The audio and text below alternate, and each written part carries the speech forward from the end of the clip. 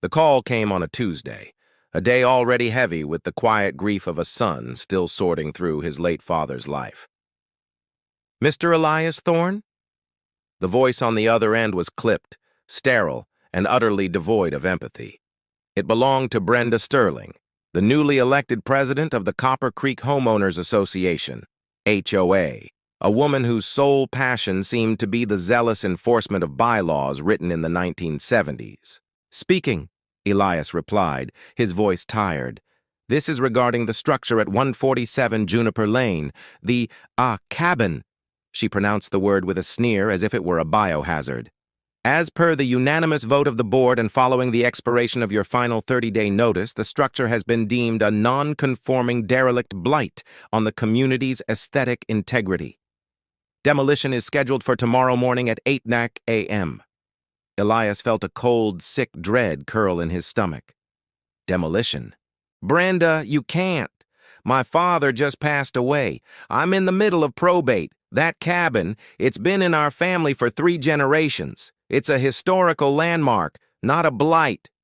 It is a fire hazard, Mr. Thorne, and it violates no fewer than 7 covenants, including the one regarding exterior materials not approved by the Architectural Review Committee. The cedar shakes are faded, and the stone chimney is leaning. The paperwork is finalized. Any attempt to interfere will be met with legal action and a fine of $500 per hour." She hung up before Elias could utter another word. The cabin, affectionately known as the Old Man's Retreat, was a modest, hand-built structure nestled deep in the woods of Copper Creek. It was where Elias's father, a quiet, brilliant man named Arthur, had spent his happiest years whittling wood, reading, and occasionally, it seemed, digging. Elias had always found his father's obsession with the land slightly eccentric but harmless. He drove to the property that evening, the air thick with the smell of pine and the metallic scent of impending disaster. He found the cabin already surrounded by a chain-link fence, a bright yellow demolition zone sign mocking the hand-carved wooden plaque that read, "Arthur's Sanctuary." He knew he couldn't stop the wrecking crew, not legally, not physically. He had spent the last month fighting them, begging for an extension, but the HOA, led by the merciless Brenda, had been relentless. They wanted their pristine cookie-cutter community, and the rustic, imperfect cabin was a stain they were determined to scrub out. As he stood there, defeated, a memory surfaced. A conversation with his father just weeks before he died. "Elias," Arthur had whispered, his voice frail.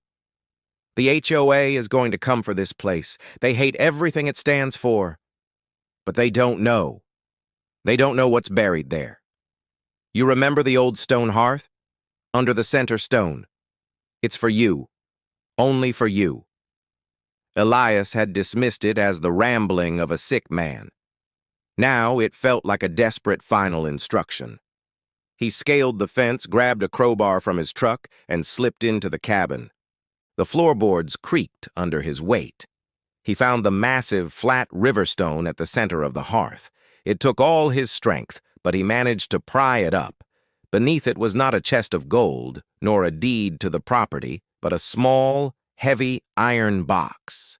Inside the box, nestled on a bed of velvet, was a single, tarnished copper key, the kind that might unlock a very old, very large safe, and a neatly folded, yellowed piece of paper. The paper contained a single, cryptic sentence, written in his father's elegant script. "The HOA owns the land, but they do not own the water." Elias stared at the key and the note, utterly confused. What did this mean? Water? The cabin was near a small, babbling brook, Copper Creek, which gave the community its name. He had no time to ponder. The sun was beginning to rise. He tucked the key and the note into his pocket and fled the scene just as the first heavy diesel engine of the excavator rumbled into the clearing.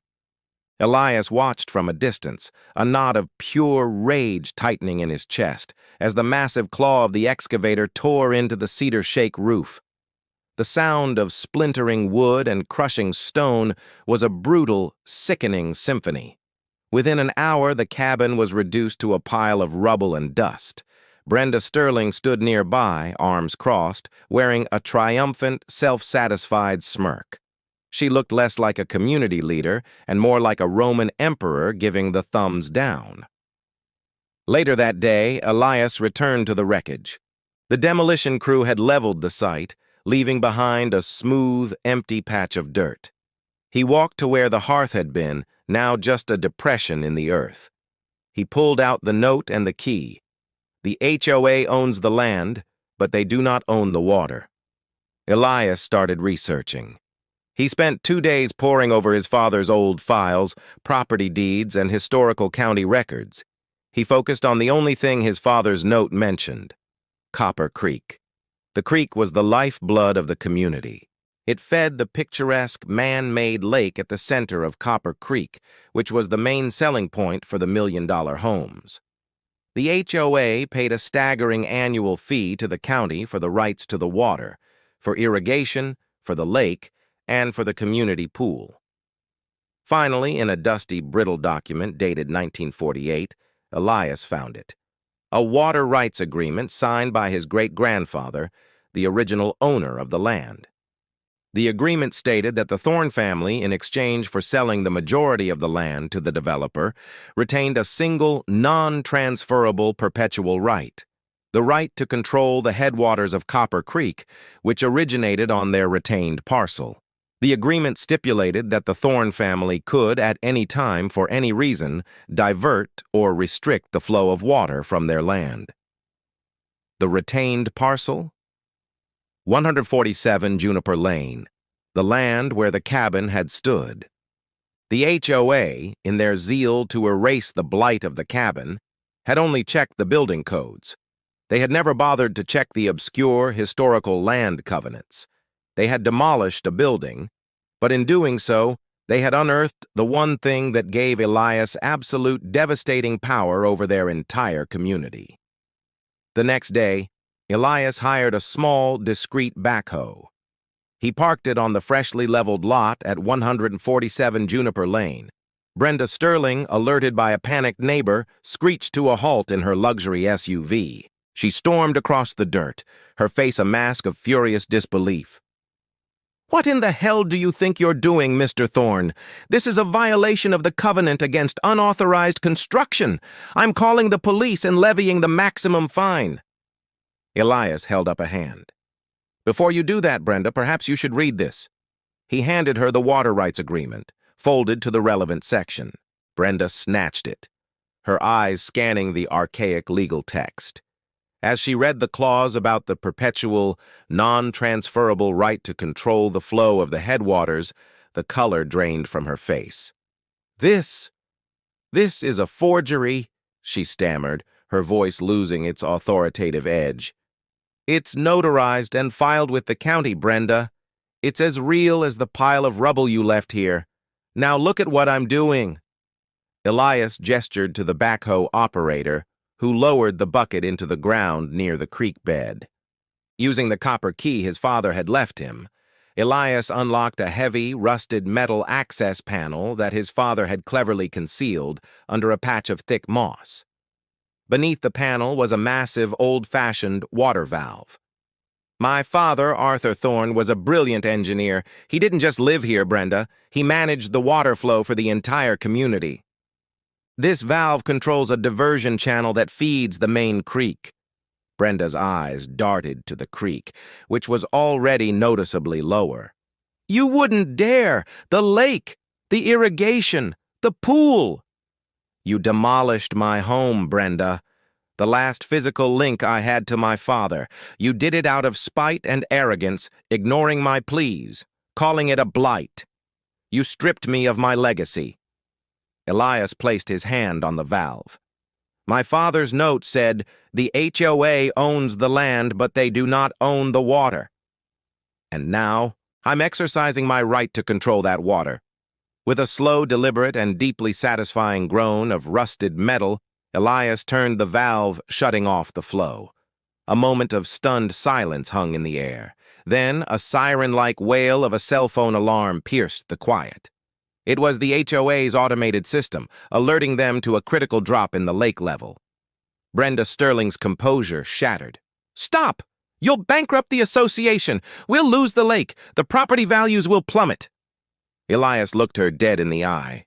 "Then you should have respected the legacy. You should have respected the man. You should have respected the cabin." The confrontation that followed was swift and total. Within 48 hours, the Copper Creek HOA was in emergency session.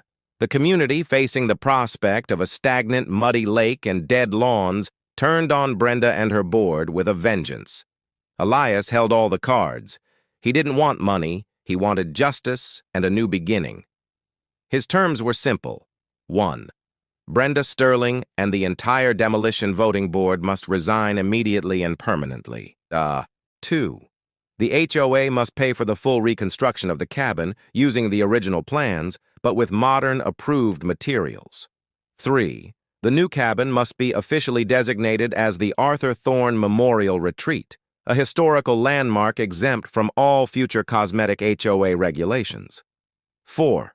Elias retains the right to the water valve, with a new, formal agreement that pays him a substantial annual fee for maintaining the water flow. They agreed to every term. Elias didn't just get his cabin back, he got a powerful, perpetual seat at the table. He took the outrageous situation, the demolition of his father's cabin, and used the hidden truth his father had left him to turn the tables entirely. The HOA thought they were burying a problem. Instead, they dug up their master. The lesson was clear. Never underestimate the quiet man, and never mistake a simple structure for a simple history. Elias used the money from the first annual water rights payment to start a foundation in his father's name, dedicated to helping property owners fight unreasonable HOA regulations.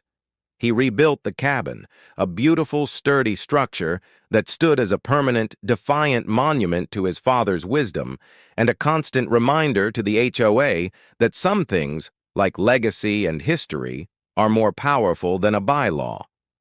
And every time a new HOA member drove past the Arthur Thorne Memorial Retreat, they saw the cabin, and they were reminded of the day the HOA learned that the most valuable thing on the land wasn't the view, but the secret buried beneath the hearth.